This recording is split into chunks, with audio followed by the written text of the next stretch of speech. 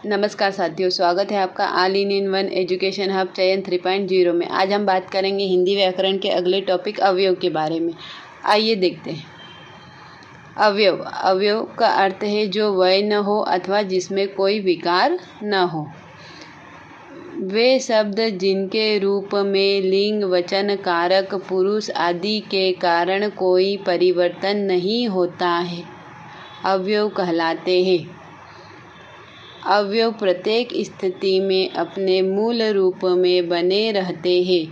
अवयव में लिंग, वचन, कारक, पुरुष के कारण कोई परिवर्तन नहीं होता, इसलिए इन्हें अविकारी शब्द भी कहते हैं।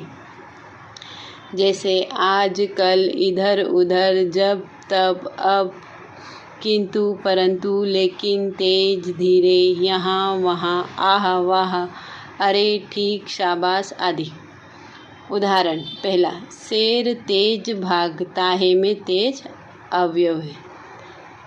दूसरा उदाहरण है, मैं वहाँ नहीं जाऊँगा में वहाँ अवयव है। राम यहाँ टहलता है में यहाँ अवयव है।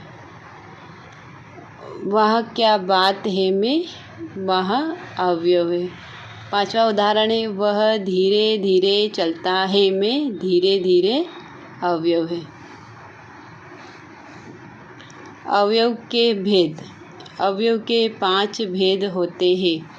पहला है क्रिया विशेषण, दूसरा संबंध बोधक अवयव, तीसरा समुच्चय बोधक अवयव, चौथा विस्मयादि बोधक अवयव और पांचवा निपातीय अवयव।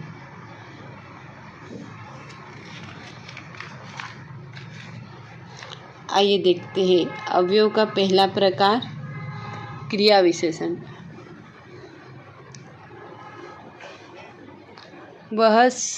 क्रिया विशेषण वह शब्द जो क्रिया की विशेषता, समय, स्थान, रीति और परिमाण या मात्रा बताए, क्रिया विशेषण कहलाता है। अर्थात वे शब्द जो क्रिया की विशेषता बताते हैं, क्रिया विशेषण कहलाते हैं।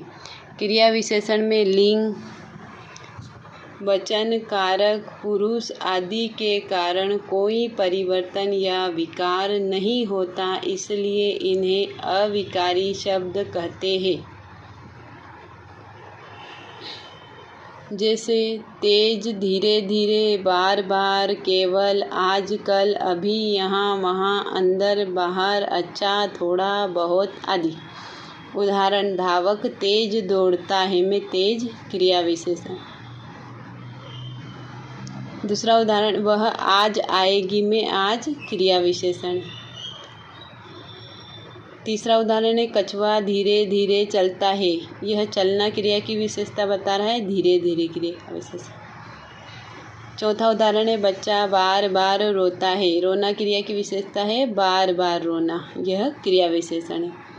पांचवा उदाहरण है, मुझे थोड़ा पानी पिला दो में थोड़ा क्या है, क्रिया विशेषण है। क्रिया विशेषण के प्रकार।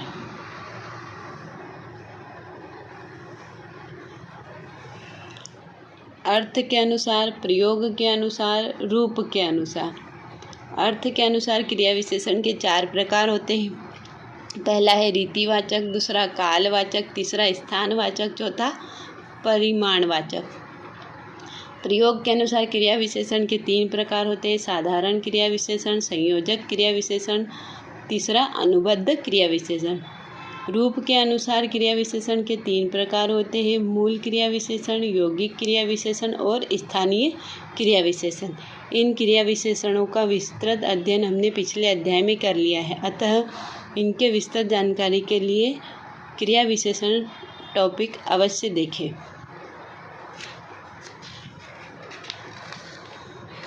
अवयव का अगला प्रकार है संबंध बोधक अवयव। ऐसे शब्द जो संज्ञा या सर्वनाम के साथ लगकर उनका संबंध वाक्य के अन्य शब्दों के साथ बताते हैं, अर्थात वे अविकारी शब्द जिनका प्रयोग वाक्य में संबंध दर्शाने के लिए किया जाए, संबंध बोधक अवयव कहलाते हैं। जैसे के पास, के कारण, के सामने, के बाद, के मारे, के हाथ, के कारण, की अपेक्षा, के बारे, बराबर, से विपरीत, से दूर आदि। आइए देखते उदाहरण। पहला उदाहरण है, घर के सामने मंदिर है में के सामने संबंध बोधक अवयव है। दूसरा उदाहरण है, पेड़ के नीचे गाय है में के नीचे संबंध बोधक अवयव है। तीसरा उदाहरण है, ज्ञान के बिना जीवन अधूरा है में के बिना अवयव है। चौथा उदाहरण है, मंदसौर नगर के समीप सिवना नदी है, के समीप यहाँ संबंध बोधक अवयव है। पांचवा उदाहरण है, पर्वत के पीछे सूर्य छिपा है, इसमें के पीछे संबंध बोधक अवयव है। प्रमुख रूप से प्रयोग किए जाने वाले संबंध बोधक शब्द आइए देखते हैं। पहला है कालवाचक, जैसे आगे, पीछे, पहले, उपरांत आदि। दूसरा स्थानवाचक, जैसे सामने, निकट, यहाँ, भीतर आदि। तीसरा दिशावाचक, जैसे और, पास, तरफ आदि। चौथा है समतावाचक, जैसे साथ, संग, सहचर आदि। पांचवा है साधनवाचक, जैसे मध्य, हाथ, द्वारा, सहारे आदि। छठा है विषयवाचक, जैसे भरोसे, बाबत, नाम आदि। सातवां है समानतावाचक, जैसे भांति, समान, तुल्य, योग्य आदि। आठवां हेतुवाचक, जैसे सिवा, कारण, लिए, वास्ते आदि।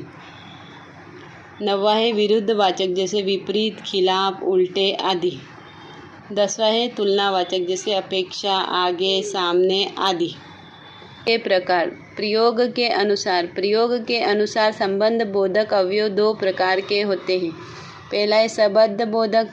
इन अवयव शब्दों का प्रयोग कारक शब्दों के बाद तथा संज्ञा शब्दों की विभक्तियों के पीछे वाक्य में किया जाता है। उदाहरण, ज्ञान के बिना मुक्ति नहीं है में के बिना संबद्ध बोधक अवयव है। दूसरा, मंदिर के सामने बच्चे खड़े हैं, के सामने यहाँ संबंध बोधक अवयव है। दूसरा प्रकार देखते हैं, अनुबद्ध संबंध बोधक। इन शब्दों का प्रयोग संज्ञा के विकृत रूप के साथ किया जाता है, जैसे रवि मित्रों सहित बाजार गया। इसमें सहित है अनुबद्ध संबंध बोधक अवयव। नदी का पानी शहर तक आ गया में तक है अनुबद्ध संबंध बोधक। संबंध बोधक अवयव का दूसरा प्रकार है उत्पत्ति के अनुसार। आइए देखते हैं। संबंध बोधक अवयव उत्पत्ति के अनुसार दो प्रकार के होते हैं। पहला है मूल संबंध बोधक, जो शब्द मूल रूप में वाक्य में प्रयोग किए जाते हैं मूल संबंध बोधक अवयव होते हैं, जैसे बिना, पर्यंत, तक आदि। दूसरा है यौगिक संबंध बोधक, जो अवयव शब्द संज्ञा, सर्वनाम, क्रिया विशेषण आदि के योग से बनते हैं यौगिक संबंध बोधक कहलाते हैं, जैसे अपेक्षा संज्ञा से बना है, जवानी विशेषण से, मारे क्रिया से आदि।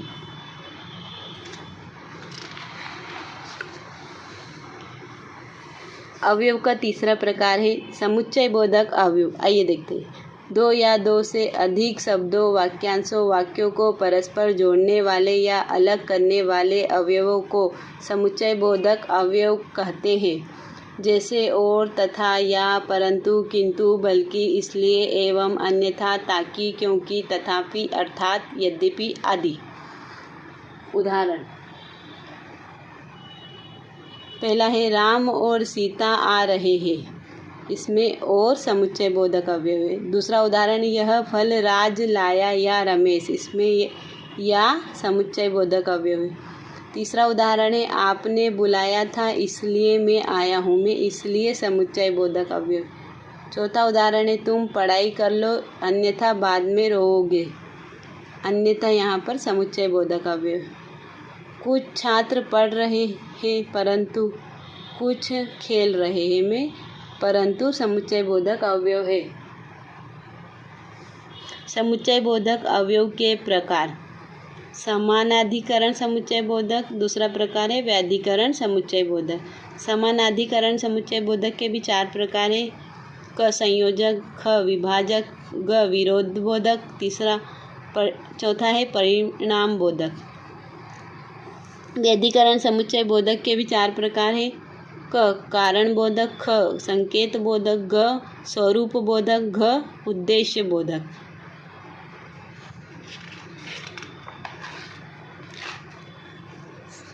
समानाधिकरण समुच्चय बोधक अवयव।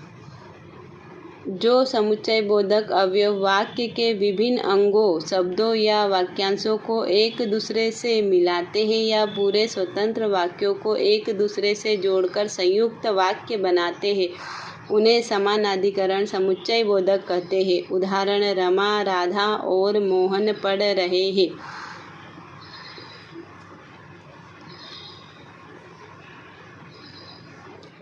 कुछ बच्चे रो रहे थे और कुछ हंस रहे थे में और। समानाधिकरण समुच्चय बोधक अवयव के भेद।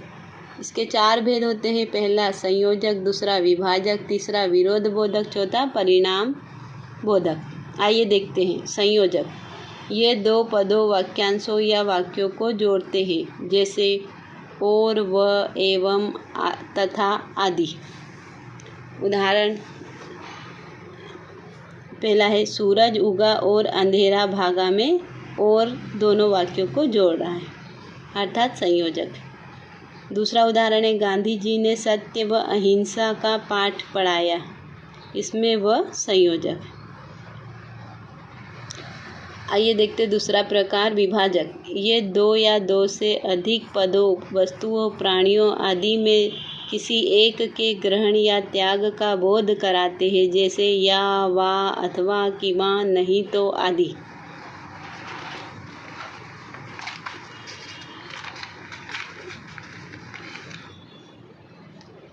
उदाहरण: पहला है यह घर राम का है या मोहन का। यहाँ मोहन या विभाजक है। दूसरा, सोहन आएगा नहीं तो मैं, नहीं तो।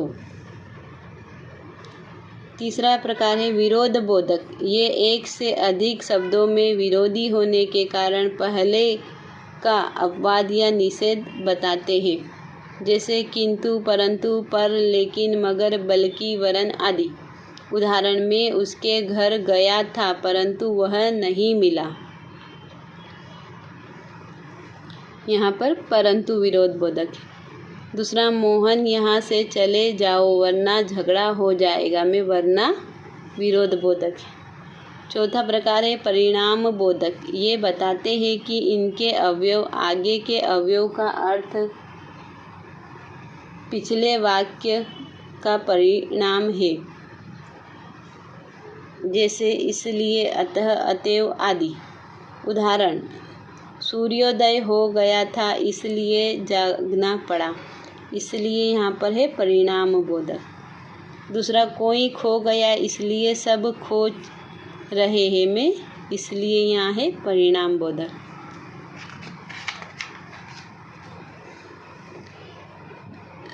दूसरा प्रकार है समुच्चय बोधक अवयव का व्यधिकरण समुच्चय बोधक।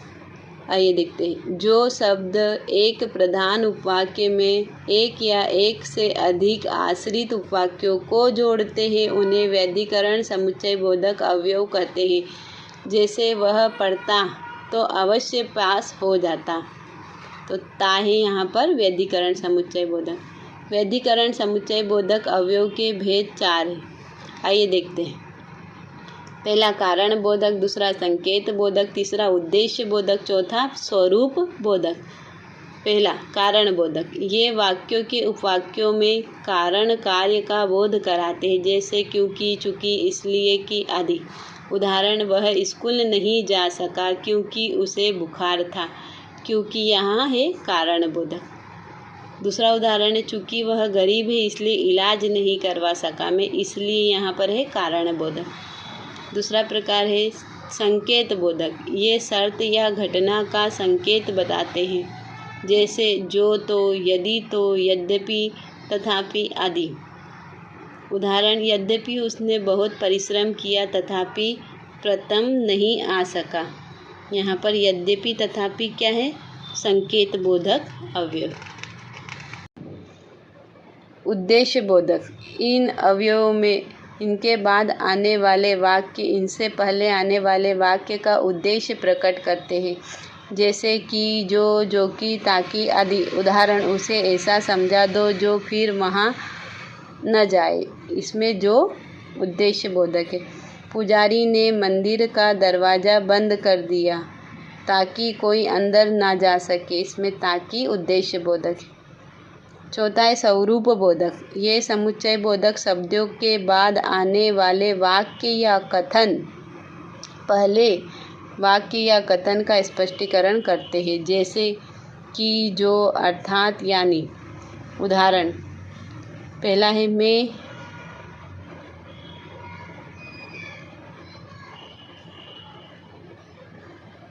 मना कर दूं, यानी उसके घर ना जाऊं। दूसरा उदाहरण है, आज 5 सितंबर है, अर्थात शिक्षक दिवस है।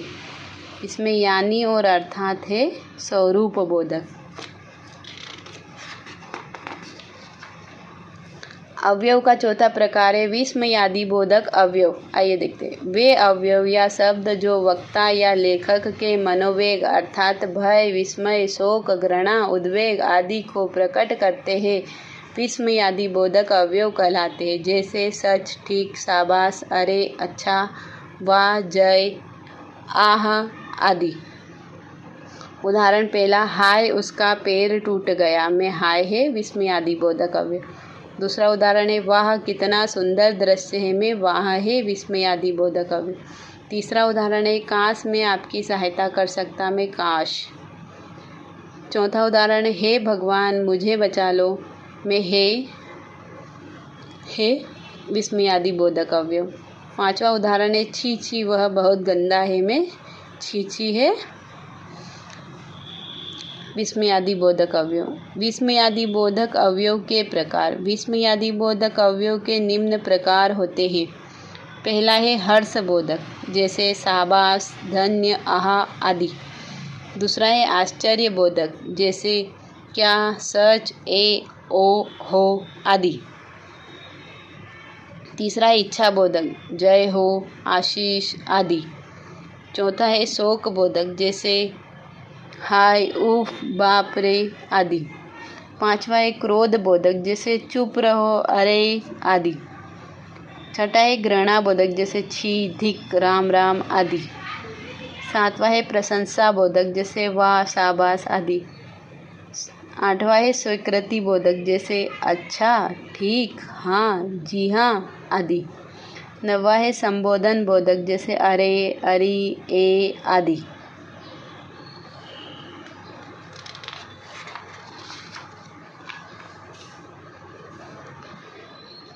अवयव का पांचवा प्रकार देखते हैं निपात। आइए देखते हैं। वे अवयव शब्द जो वाक्य के किसी शब्द या पद पर अतिरिक्त जोर या बल देने के लिए प्रयोग किए जाते हैं, जिससे वाक्यार्थ में बिल्कुल नवीन अर्थ आता है, निपात कहलाते हैं। निपात अवयव की जगह प्रयोग किए जाते हैं, जैसे काश, तो, भी, ही, तक, करीब, मात्र, सिर्फ, हाँ, न, नहीं आदि। उदाहरण, काश में भी इंदौर जाती। दूसरा उदाहरण है, इसमें भी है निपात। दूसरा उदाहरण है, वह केवल पढ़ने का शौकीन है। में केवल है निपात। तीसरा उदाहरण है, उसे आज रात रुकना ही पड़ेगा। में ही वाक्य पर जोर दे रहा है, अर्थात निपात है। चौथा उदाहरण है, कल मैं भी आपके साथ चलूँगा। में भी निपात। पांचवा उदाहरण है, धन कमा लेने मात्र से जीवन सफल नहीं हो जाता। इसमें मात्र है निपात। निपात के प्रकार। निपात के मुख्यतः 9 प्रकार माने जाते हैं। पहला है स्वीकारार्थक, हाँ, जी हाँ आदि। दूसरा है नकारात्मक, नहीं, न, जी नहीं आदि। तीसरा निषेधात्मक, मत आदि। चौथा है प्रश्न बोधक, जैसे क्या, न आदि। पांचवा है विस्मय बोधक, जैसे काश, क्या आदि। छठा है बलदायक, जैसे तो, ही, भी, तक आदि। सातवां है तुलनात्मक जैसे सा आदि। आठवां है अवधारणात्मक जैसे ठीक, लगभग, करीब आदि। नौवां है आदर्श सूचक जैसे जी आदि। यह वीडियो आपको पसंद आया हो तो चैनल को लाइक करें, सब्सक्राइब करें और अपने साथियों के साथ शेयर करें। धन्यवाद।